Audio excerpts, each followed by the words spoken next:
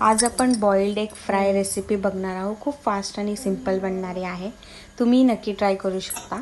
त्यासाठी मी अंडी घेतलेले आहे। आता ह्याला आपल्याला बॉईल करून घ्यायचे आहेत।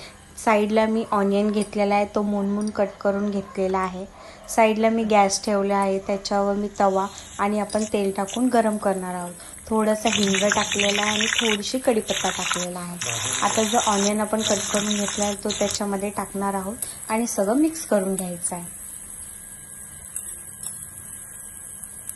त्यानंतर आपण टोमॅटो चॉप केलेले आहेत, त्यामध्ये आपण टोमॅटो टाकणार आहोत आणि सगळं एकत्र करून घ्यायचं आहे।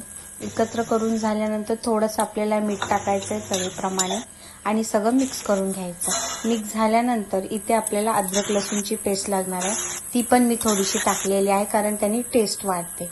त्यानंतर आपण मसाले टाकणार आहोत, थोडीशी हळद, थोडासा आगरी मसाला, धने जिरे पावडर आणि थोडासा गरम मसाला टाकणार आहे।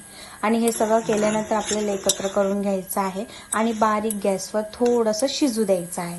साईडला आपण बॉईल केलेले एग होते, त्याचं सगळं कवर काढून घ्यायचं आणि त्याला कट करून घ्यायचं आहे असं। आणि हे सगळं आपण आता तव्यामध्ये टाकणार आहोत आणि सगळं मिक्स करून घ्यायचं आणि परत आपल्याला 5 मिनिटं ठेवायची आहे। ही रेसिपी खूप छान आणि खूप टेस्टी लागते, तुम्ही एकदा नक्की ट्राय करून बघा।